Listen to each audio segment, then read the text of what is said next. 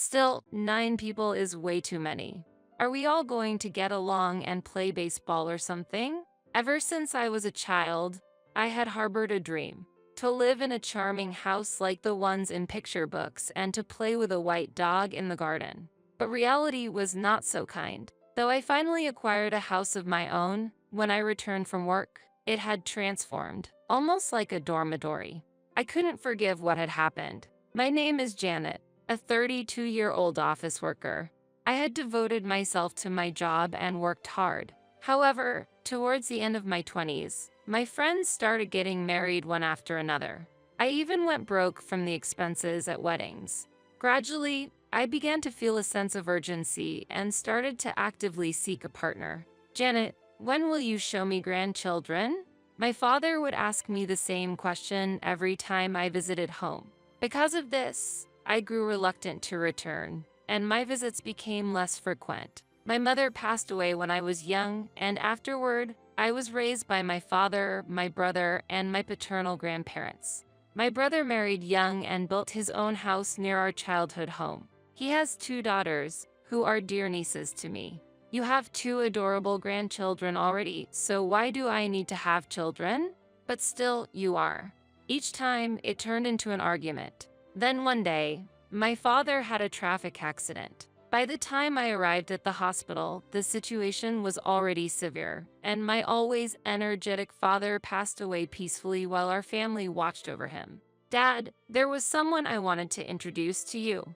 At that time, I had a partner I met through friends. Recently, he had proposed and we had decided to get married. He tended to put on airs, but he was a kind-hearted person. His name was Steve, having lost both parents and my brother having his own new family. It's going to feel a bit lonely, isn't it?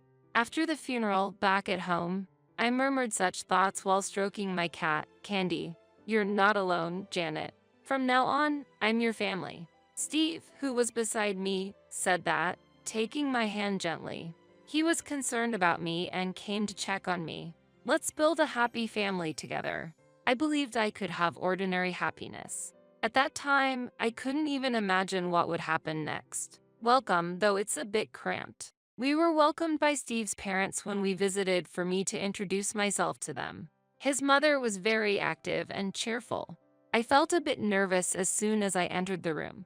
I thought we would be meeting just his parents, but there were also his grandparents, Steve's brother, his wife, plus their 2 boys. Nice to meet you. There were so many people. Steve's family home, built by his grandfather, felt a bit old and run down. To be honest, it seemed quite ancient. However, his family welcomed me warmly despite my nervousness. On our way back, I said to Steve, there were so many people today. It must be even more chaotic during holidays and Christmas. He laughed and replied, really, it's cramped. I wonder how they manage to live there every day. I was genuinely surprised by his comment. Steve's family home wasn't particularly spacious. I had thought it was just coincidentally crowded that day. Wow, 8 people in that house. That's impressive. According to my husband, initially, it was just his parents and grandparents, 4 people living together. But one day, his unemployed brother suddenly moved in with his wife and kids. Well, I guess he'll move out once he finds a job, my husband said with a laugh. At that time, I just thought it must be tough for his family. Since getting married, we haven't been blessed with children, but we live a leisurely life with my husband and our cat, Candy. My husband helps with the household chores, and Candy is fond of him. Some time has passed since our marriage, but my brother-in-law's family still lives in the same house. The walls are filled with children's scribbles, and my mother-in-law has accepted the situation, laughing it off as a joke. Vanessa, my brother-in-law's wife, always looks tired. She is older than my brother-in-law and close to my age, so we developed a good relationship quickly. Hey, Vanessa, hurry up. Janet, don't just watch, we're out of beer. When I visit my in-laws, Vanessa and I are usually the only ones moving around. We were constantly busy, hardly having a moment to breathe. I wondered if this was the fate of a daughter-in-law, but thinking about Vanessa facing this daily was genuinely frightening. Since my brother-in-law doesn't work, Vanessa works full-time. It might be a bit rude, but I asked her, have you ever thought about divorce? Yes, it's quite tough as it is, but I have kids. He used to be much kinder. I couldn't understand what she saw in my brother-in-law, but there must be something between them that only they know. It was during such times. Hey, should we start thinking about building our own house? One day, my husband suggested. I was surprised by his words, but also felt joy inside. In fact, I've had a small wish since I was a child. To live in a lovely house like those in picture books and to raise a white dog in the garden. I had never told anyone, but I did share this dream with my husband, hiding my embarrassment. That sounds great. He responded enthusiastically. Then we spent time visiting model houses and selecting a home builder, and after a year, our dream home was completed. Let's work hard on the mortgage payments. My husband said, yeah, that's right, I replied with a smile. On the first weekend after our house was completed, my in-laws came to visit as a housewarming gesture. Here, Dad, give them the celebration gift. Excuse us. Oh, what a lovely home. My mother-in-law said, looking quite pleased as if it were her own home. As I gave a wry smile, my father-in-law said, here, this is for celebration, and handed me 2 cans of beer that seemed to have been bought just then. Is this all? My brother-in-law wandered around the house, went into the bedroom on the second floor, and exclaimed, Bo, this bed is so comfortable. As he jumped onto it. Since the father did that, the kids also got excited, running around and shouting, there's a cat. The children chased our cat, Candy, throughout the house. Candy, usually a loving cat, was overwhelmed by so many people and hid in a corner of the room. I'm so sorry, Candy. Looking over at my husband and brother-in-law, they had already started drinking with my in-laws. Janet, mother-in-law, is rushing for snacks. Can I use the kitchen? And I'm really sorry for scaring the cat, Vanessa said, apologizing. How can such a nice person be in that family? I empathized with Vanessa as if she were my own sister. I'll do it, so you take a break, Vanessa. I said that, but Vanessa helped with the cooking while taking care of the kids. Steve's grandparents are always quiet and don't talk much. They were as silent as dolls, yet they commented, what a wonderful home you have. Really? We're sorry for being so noisy. It was Steve's parents who were noisy, yet the two of them apologized. His grandparents were very polite people. Ultimately, the problem seems to involve Steve's parents, his brother, and probably Steve himself. After that, Steve's parents and brother started visiting our house almost every weekend. They would party loudly until late at night, causing complaints from neighbors, and the police even showed up once. Steve's grandparents and Vanessa, along with her children, haven't visited our house since the housewarming, but Steve's parents come without hesitation, often leaving me with tasks to do. My patience finally reached its limit. Steve began to show his true character gradually.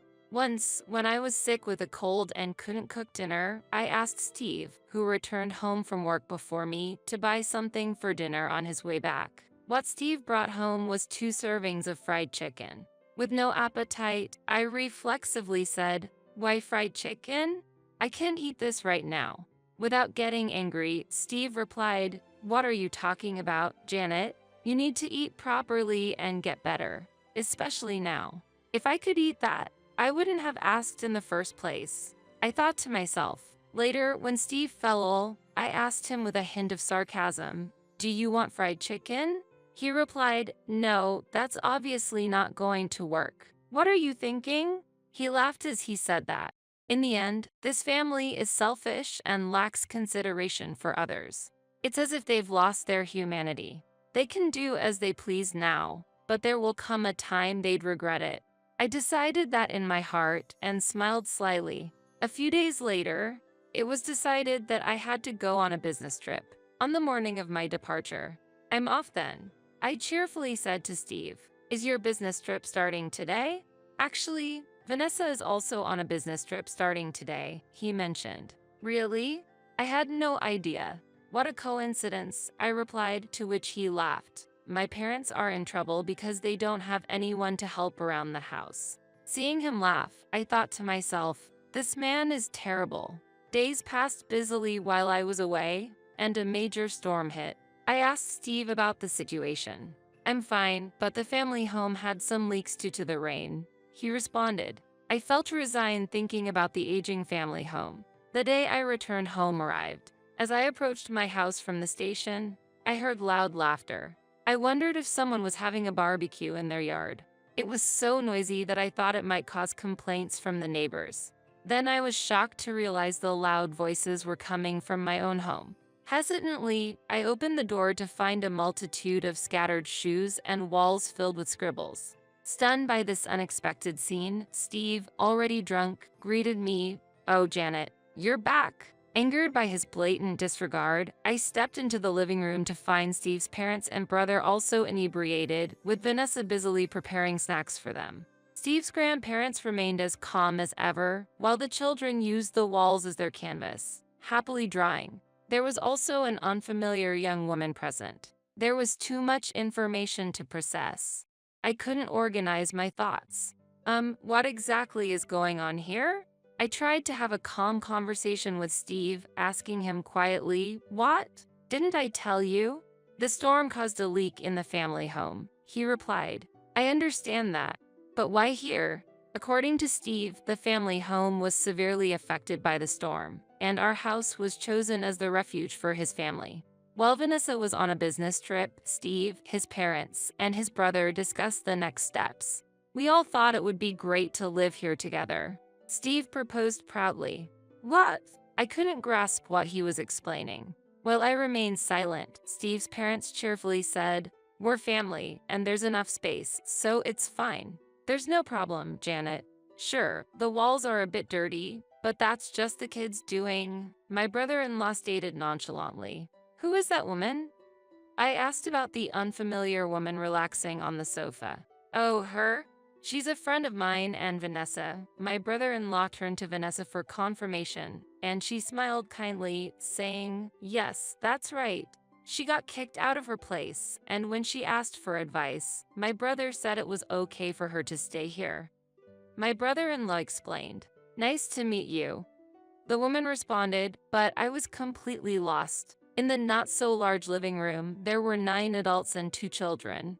The house was messy, and the walls were covered in scribbles. It was hard to believe this was a new home. The family was loud, creating an atmosphere like a dormitory. I became furious at the situation. Still, 9 people is way too many.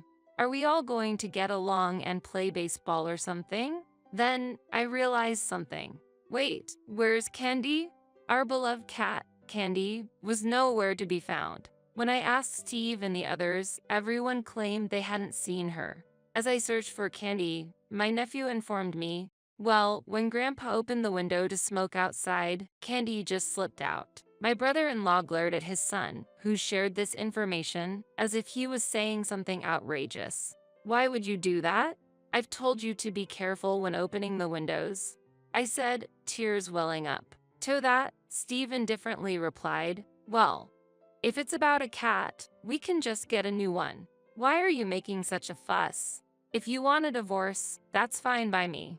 Steve said this with a smirk. I challenged his provocative attitude. Did you just say divorce? Yeah, I did.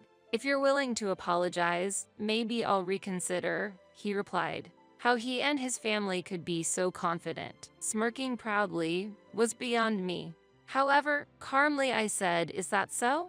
Then sign this, presenting the divorce papers already signed by me. I went to retrieve my packed bags from the room and told Steve calmly, Have you signed it? Why haven't you signed it yet? I'm busy, you know. My preparedness surprised Steve and his parents. As Steve struggled to hide his irritation at my provocation, his mother exclaimed, Steve, divorce this foolish wife quickly. The house is completed. We don't need her anymore. You'll regret getting divorced. Steve remarked, but there was nothing for me to regret. What are you talking about? You're the one who'll be in trouble. Just sign the divorce papers, I responded. After ensuring Steve signed the divorce papers, I stored them in my bag, then approached my brother-in-law, presenting another set of papers. Please sign this as well. What? When did we get married? My brother-in-law, laughing, looked at the filled-out wife section. Hey, Vanessa, this is Vanessa, with a cold gaze, urged him to sign the divorce papers. We're getting a divorce. Please sign it quickly. Vanessa, this betrayal is unforgivable. My father-in-law condemned, but Vanessa remained resolute in her decision. Even I could see that Vanessa was treated like a domestic worker in her own home. Most of the income she earned was handed over to her husband, except for a small amount allocated to household expenses. He squandered that money as he pleased, and the unknown woman sitting on the sofa turned out to be his mistress. Janet, it seems my husband is having an affair. Vanessa confided this to me just before Steve proposed building a house. Prioritizing her children, Vanessa had endured in silence. However, she recently discovered that her husband was selling her personal belongings and even the children's toys to profit for himself, pushing her to her breaking point. Then Vanessa shared something with me, igniting my anger. From that moment, we began working towards our divorces. Vanessa focused on gathering evidence of the affair. The business trip she mentioned earlier was actually a lie. We met at the station and went to look for a new place to live. Like me, Vanessa had no parents to turn to but decided to move out of the state based on a job offer from a close friend she had confided in. It was a very pleasant location. Everything went according to plan, and we were at the final step, submitting the divorce papers.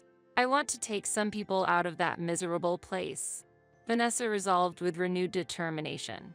I saw the strength hidden inside her. Despite appearing fragile on the surface, she possessed a strong heart, suppressed and almost brainwashed by her in-laws' harsh treatment. We staggered our return home, with Vanessa going back first. She informed me that our home had been effectively taken over and my brother-in-law's mistress was living there openly. All our interactions had been an act, fully aware of the circumstances. I told Vanessa, you don't have to live there anymore. Let the kids enjoy drawing on the walls as much as they want. Seeing my brother-in-law contentedly signing the divorce papers while imagining his new life with his mistress, I felt a cold satisfaction. Let's go, Vanessa. Grandpa and Grandma, please come with us. I called them out, and they stood up, guiding Vanessa and her children to the entrance. I thought staying with you people would ruin our lives. Vanessa's words woke me up. Do as you please from now on, Grandfather coldly told the rest of family while making their way out. It turned out the rest of the family had been dipping into the grandparents' finances as well. Such unforgivable behavior. Goodbye, take care. As we left, they laughed, saying, you will regret this.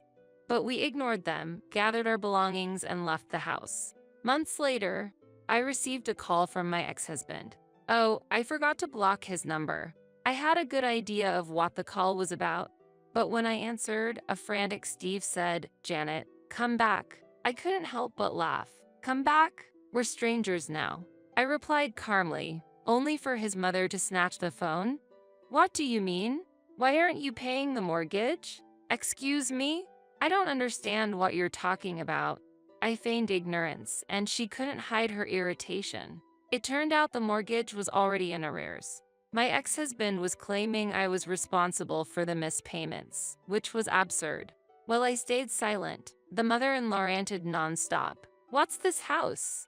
You said your household income was $75,000, right?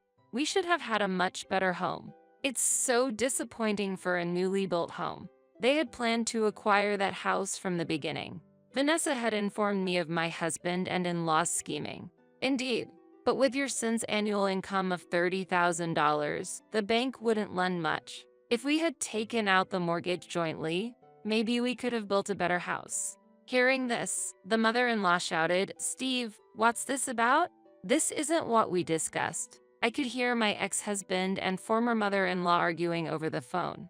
Ignoring that, I hung up the phone and made sure to block his number. My ex-husband always wanted to appear favorable in others' eyes, though not so much with family.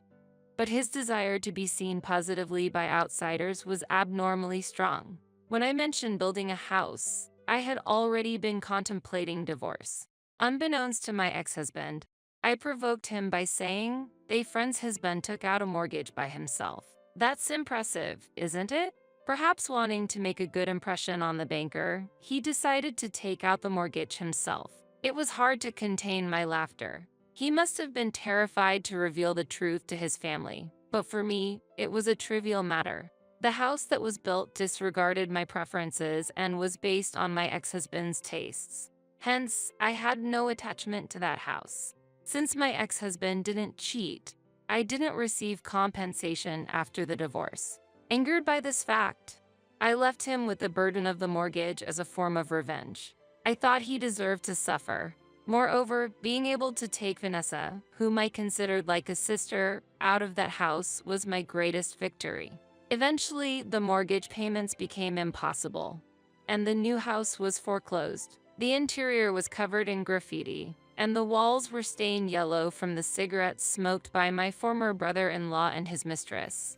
The house was in a state of disrepair, far from what one would expect from a new home. My ex-husband rented a cheap room, but I heard that my former in-laws also moved in with him. It seems he will never be free from them. They are now strangers to me, so I'm not concerned about their fate. The only redeeming quality of my former in-laws was that they didn't harm the children. Other than that, they were the worst kind of people. Vanessa, my former brother-in-law's ex-wife, pursued compensation through legal means against him and his mistress. It appears they managed to pay the amount by borrowing from acquaintances. This was welcome news. The incident made them outcasts in the community, and now their whereabouts are unknown. They haven't repaid their loans, causing dissatisfaction among those they owe. Vanessa is now living fulfilling days working at a friend's company. Her children are growing up healthily, and I wish her all the happiness in the future. My former grandparents seem brighter, as if a burden has been lifted, enjoying a new life with the funds from the sold house and their secret savings. As for me, I requested a transfer to a local office. Surprisingly, my beloved cat Candy is with me. After sharing information about Candy on social media, I found out that a local person had been caring for her. I'm so glad Candy is a friendly cat. Now, I live alone in the house my late father built in my hometown, and with my brother's approval, I'm close to saving enough to build my own home. I hope to introduce someone special at my father's grave someday, and I continue to work hard every day.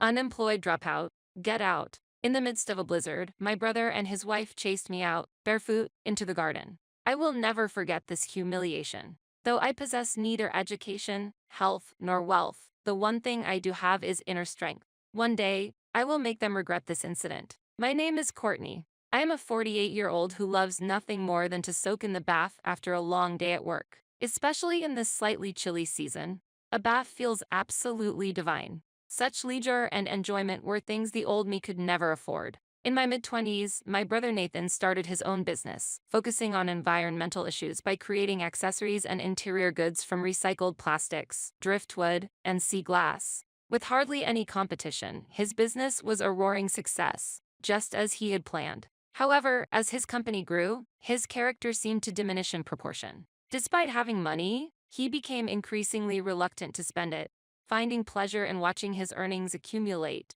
Nathan transitioned from being frugal to outright miserly. I lived at home with our mother while Nathan lived alone nearby. But as he became more and more of a cheapskate, he made a habit of returning to our parents' house every Friday night, staying until Sunday morning to save on food and utilities, shamelessly exploiting the short distance to save 2 days' worth of living expenses, yet contributing nothing to our household. But we had no way to kick him out, as our mother, who had raised us single-handedly, was now bedridden with early-onset dementia. With my mother requiring constant care, barely responsive, I had no time to deal with Nathan. He took advantage of the situation and stole money from my wallet to satisfy his cravings, mocking my protests with taunts about my inability to survive without him. He felt entitled to look down on me because I suffer from a chronic illness, a type of autoimmune disease, that with medication and a balanced lifestyle allows for a normal life. However, any imbalance could land me in the hospital. If I were to be hospitalized or collapsed,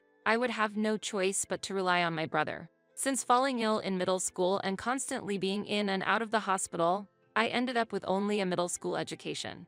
I did get employed, however my salary is quite modest. My adult life has been relatively stable health-wise, allowing me to keep working, but I could fall ill at any time. Thus, I skimp on food and utilities to save for the future, scraping by while Nathan squanders the money I painstakingly save. With no one else to rely on, I had no choice but to endure his dominance. Despite having no money, education, or a healthy body, I had to comply with my brother's demands. A while had passed and Nathan announced he had gotten married. How typical of him to inform us way after. Just thinking about what kind of person that brother would choose made me feel uneasy. I hoped she would be kind, but when he brought her over on his usual Friday, she appeared prim but was essentially a more intensified version of my brother. My sister-in-law, Janet, worked as Nathan's secretary.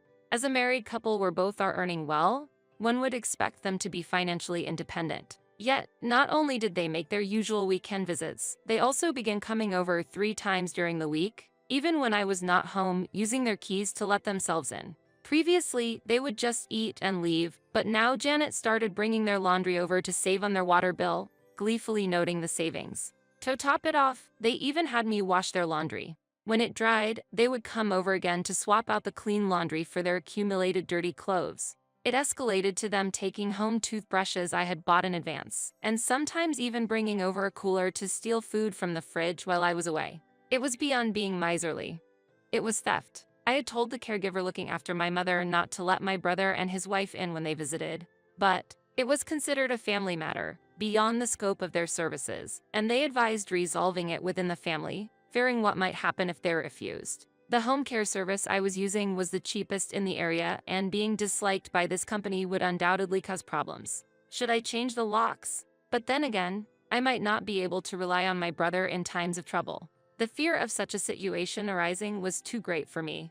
However, if things continued the way they were, my savings would only decrease. After much deliberation, I told my brother, if you're going to come over, at least help with taking care of our mother. It would save on caregiver expenses. But my brother ignored this. Furthermore, he declared, we've given up our apartment as of today and plan to live here from now on. And true to their word, with barely any belongings, my brother and his wife moved into our house without my consent. After their move, stress caused me to suffer from insomnia and my chronic illness began to worsen. I started getting fevers due to fatigue but didn't want to take time off work. I wanted to save my paid leave for emergencies with my mother. However, my brother and his wife, unconcerned for my well-being, would send me out to the store even with a fever and pushed all the household chores onto me without the slightest contribution to living expenses. Is there any way I could kick out my own brother without causing a commotion?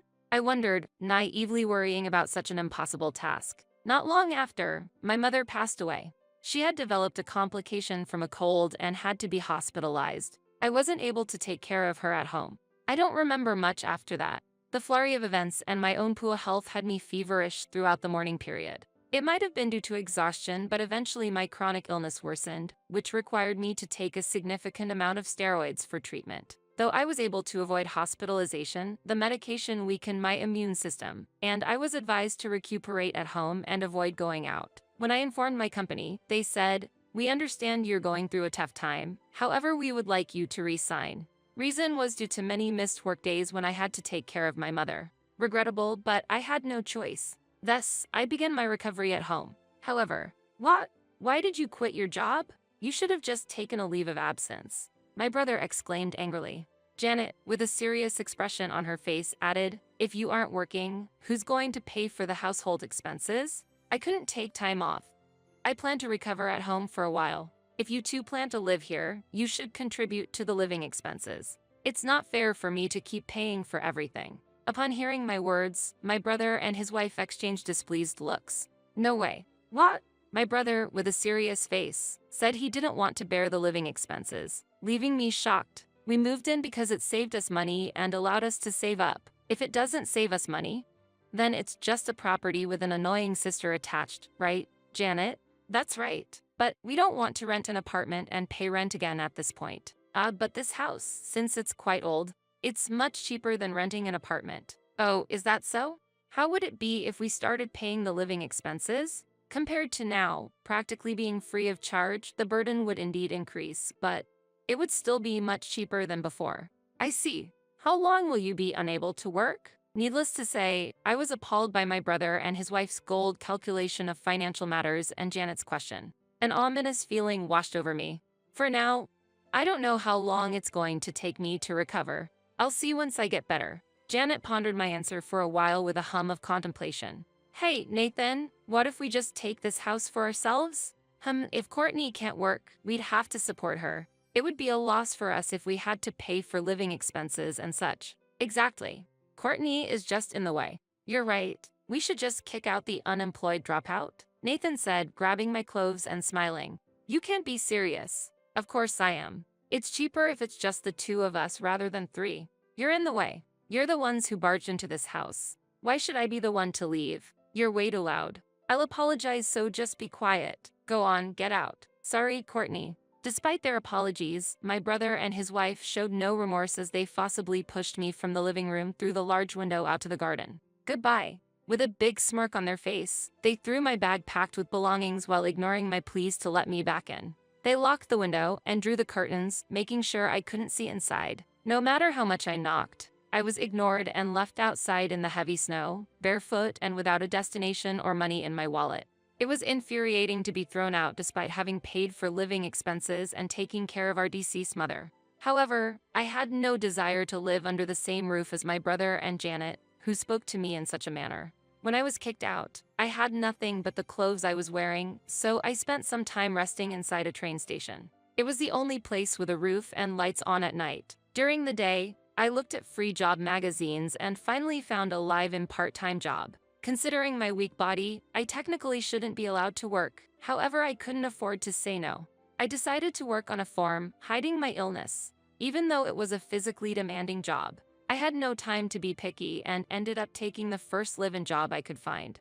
This became a turning point in my life. The family running the farm was very kind. They soon noticed my illness, and it turned out their daughter had the same condition. They allowed me to work without pushing myself too hard. Though I thought physical labor wasn't for me, the work was mostly in the morning, allowing me to have a clear distinction between work and rest. I found that if I rested well in the afternoon and went to bed earlier than others, it didn't interfere with my work at all. Thinking back, I had been juggling between caring for my mother, working, and dealing with my brother and his wife. Life here was like paradise compared to that. After getting involved in agriculture, I realized I had been wasting a lot of vegetable scraps that could be used for dishes like pickled vegetables or tea. There's hardly anything that's truly considered waste. That's when it hit me. What if we use the discarded parts to make and sell processed goods? I shared my idea with the farm owners, and since such services were rare at the time, they suggested, if you can make something from the crops we don't need, would you mind using them? Turning what farmers deemed unnecessary into sellable products was akin to reducing food loss, a concept that's well regarded today. Many found the idea intriguing, and soon, with the help of the farm owners, I began learning about business management and started my own company. 3 years after being kicked out by my brother, I turned 30. 7 years later, my company had grown significantly, with annual sales exceeding $20 million. Focusing on food loss and other environmental issues seemed to have been a good choice, as my efforts started getting media attention. A decade had passed since I separated from my brother. The only thing that bothered me was that we ended up doing similar work, but seeing my company grow felt like being recognized by society. Owning a company allowed me to employ capable staff and work without overexerting myself. On yet another ordinary day, my company got featured on a local news program, and I visited the studio. After the recording, as I was getting up, I was greeted by my brother Nathan, whom I hadn't seen in a long time. I'm here because my company will be featured on this program next week. I was next door for an interview.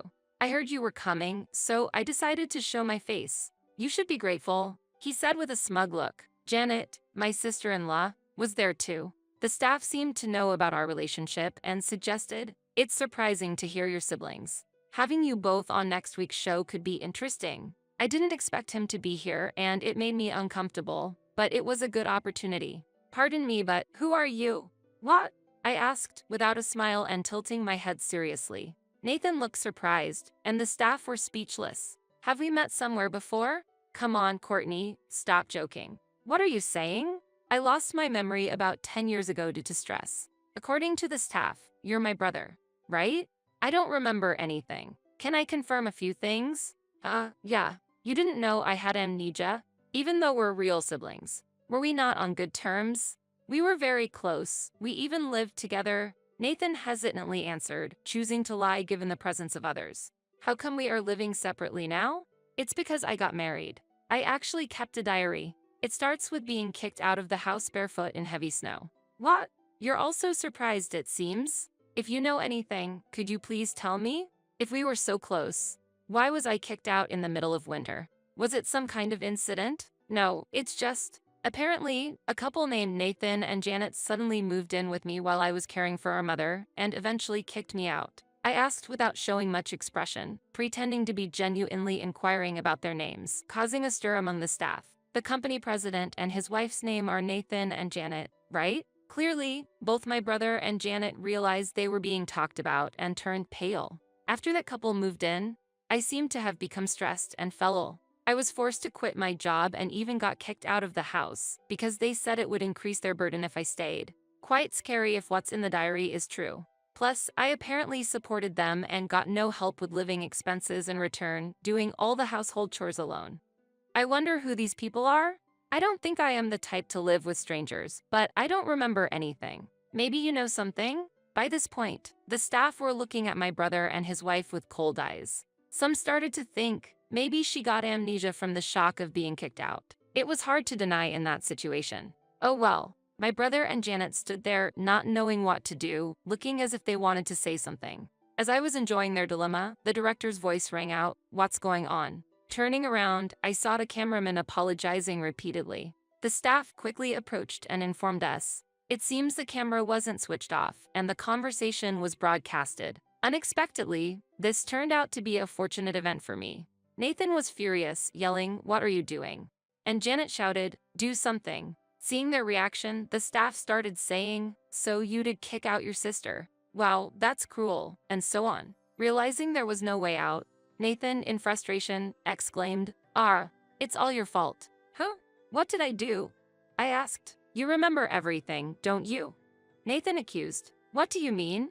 I would appreciate it if you could tell me." The moment I said that, my brother Nathan froze on the spot. He realized that explaining what he remembered would require him to confess his own wrongdoings. Janet seemed to realize the same thing and rushed over to Nathan, urging him to stop, saying, "Let's stop this. It could affect the company's reputation." Encouraged by Janet, Nathan muttered, "You'll remember this," and left the scene. Later on, the events of that day were published in a weekly magazine article. Of course, I was approached for an interview, but I stuck to the story that I don't remember anything. If I said anything, they would just deny it. However, an evasive answer from the perpetrator is just like a politician's "I do not recall." You say you don't remember, but doesn't your brother remember?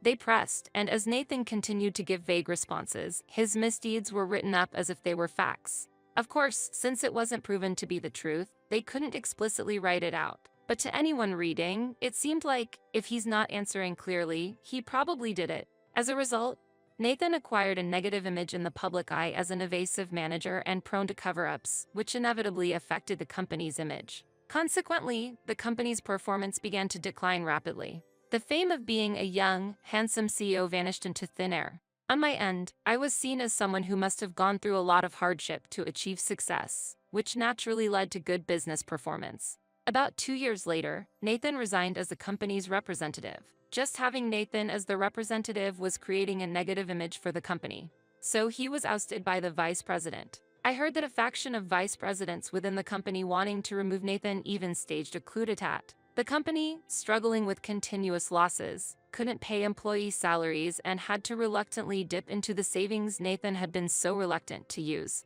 Nathan and Janet, now jobless, came to me begging to be allowed to work at my company. "Let's forget about the past. Can't you hire us?"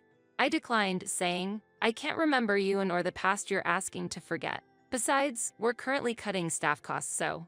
The fact that the next day 15 new employees joined my company was a secret. Since then, I've ignored all contact from Nathan.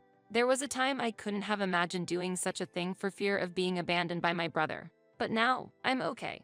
I have trustworthy colleagues and have gotten married. After undergoing fertility treatments, I was also blessed with a child and am leading a fulfilling life. I will never be afraid of my brother again. If you live diligently, God will take good care of you and you will be rewarded. Just as my mother taught me when I was a child, the encounters I've had with many people helped me when I was at my lowest. and who led me through it all might have been God himself. Who knows? I will continue to live diligently, holding my mother's teachings close to my heart. I hope to be a mother my children can be proud of, just like my own mother was to me.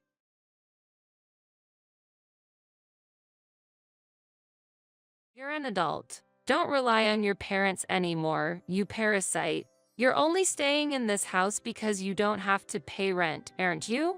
Such a spoiled excuse won't be tolerated. Get out right now. Michael's words were cold and sharp. They call me jobless because I work from home. Even though I didn't want it, they placed my mother in a nursing home. I couldn't take it anymore. Karen giggled, looking at me oddly. I truly couldn't understand what was so funny. My name is Rachel. Until now, I had spent relaxed days at my parents' home. Happy family days, always centered around the warmth of my parents. However, one day, an accident changed my mother's life. Now, she needs a wheelchair to go outside and can't move around the house without a walker. Still, I was always moved by her acceptance of this change. Alongside her, my father, Richard, has always been the strong pillar supporting our family. Yet, he's now in his 70s. His age never showed when he supported my mother, and he always appeared so reliable. That's why I've stayed home all this time, helping them. But all that changed with one unexpected event. Suddenly, my father collapsed and passed away. It was a heart attack. From that day, our home became even quieter. Amidst that silence, I was lost, not knowing what to do. The sudden news of my father's death was unbelievable for our family. Linda, my mother, was especially engulfed in deep sorrow and cried until the funeral.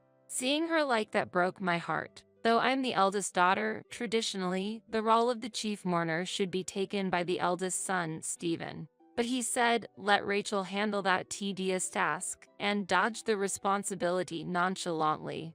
On the day of the funeral, I didn't get a chance to cry until the moment my father was cremated.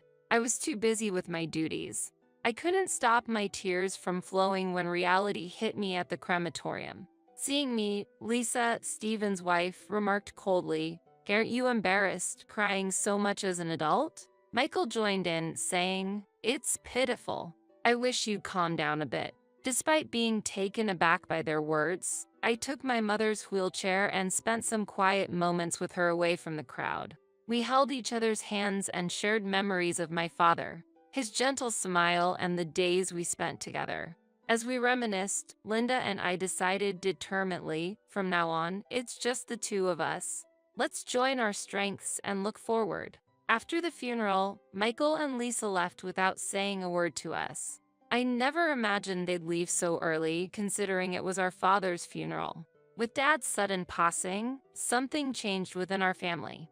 Stephen's attitude especially felt somewhat distant, but Mom comforted me, saying, "Everyone has their way of grieving. Stephen is probably shedding tears inside." So I suppressed my feelings. After that, a quiet life began for Mom and I. I worked as a freelance programmer at home. My parents never truly grasped what I did for a living. However, since I consistently contributed to the household finances, they probably believed I was working genuinely. As I continued to do my programming work at home, taking care of household chores and caring for my mother became challenging. When my father was around, he handled most of the household work. But now, I'm responsible for all household tasks and taking care of my mother. Still, I couldn't compromise on my job as a programmer. A significant issue was the debt my father had taken on as a cosigner for a friend. That friend of his ran away, leaving our family to shoulder the debt. My father, even after retirement, took on part-time jobs, trying his best to repay it. But with him gone, that responsibility fell on me. It was tough every day, but Mom and I were prepared to face any challenges together. I worked hard to repay the debts as the debt collectors came every month. It was nerve-wracking when the repayment date approached. Handling house chores, working, caregiving, and shouldering all these responsibilities were harder than I thought. But I didn't want to worry my mother. So, no matter how exhausted I was, I always tried to be cheerful around her. However, every time Michael visited, it felt like all my efforts went down the drain. His house is about an hour's drive from our family home. While I appreciate him occasionally checking on Mom, he always criticized my work. "Are you still obsessed with that keyboard job?" He always mocked the work I was seriously committed to. "How many times do I have to tell you? I'm earning decently as a freelancer.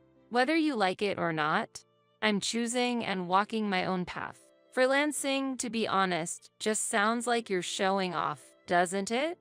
He sarcastically remarked as usual. Michael has always been the perfect son, admired by everyone ever since we were kids. I've always been compared to him, often recognized merely as Michael's sister. Just like always, his visit started with some nitpicking towards me, but today, he seemed to have something serious to discuss with Mom. After a brief exchange, he swiftly moved to her room.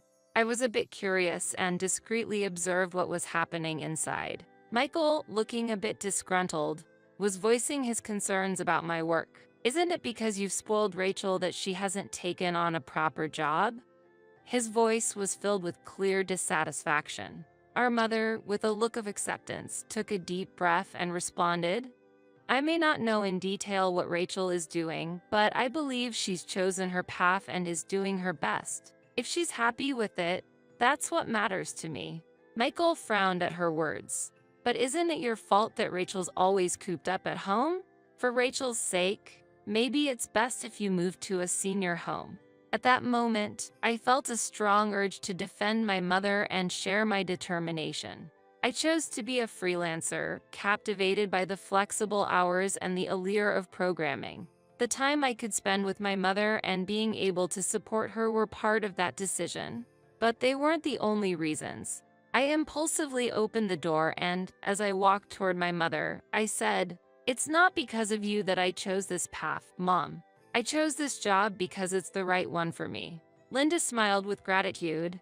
"I know you didn't choose this just for me, Rachel." With Michael's surprised face in my peripheral view, I continued, "I never see you as a burden, Mom." My mother gently held my hand in response to my words.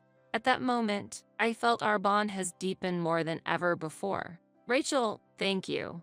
I'm so grateful for all the care you've given me with all your heart. But I want you to have more time for yourself." Tears welled up in my eyes at her words. "Rachel, you're an adult. You should be shining in a bigger world. There's no need to be tied down to this house." His voice was as stern as always, but there was a hint of concern. After he escorted me out of the room, Michael began discussing moving our mother into a senior home. Before I knew it, it was decided that she would live in a new place. The house felt so quiet and lonely compared to the times when our family was together. Sometimes when I visited Mom at the senior home, I felt relieved seeing her chatting happily with new friends. However, somewhere deep down, I felt angry that Michael had made the decision on his own. One day, I received an unexpected call from Michael. "Keep Sunday free," he said without checking my availability, and hung up. I was fed up with his domineering attitude. Come Sunday morning, Michael and his wife Karen arrived. The moment they entered my room, a surprising proposal came up. "Don't you think this house is a bit too big for you, Rachel?" Karen added with a smile, "Actually, we were thinking of moving into this house. Rachel, can you find another place to stay?" I was taken aback, and all I could mutter was, "What?" Michael blurted out, "You've been relying on our parents even as an adult, haven't you? You never leave this house because you don't have to pay rent. There's no way such a lame excuse can be acceptable. Just leave now." Karen stood next to him with a smirk on her face. A whirlwind of emotions rose within me, but I managed to respond, "Fine, I'll leave. But from now on, stay out of my business." In response, Michael suggested, "Let's sever our sibling ties then. It will give both of us a new start, right?" I nodded in agreement, saying, "That's fine with me."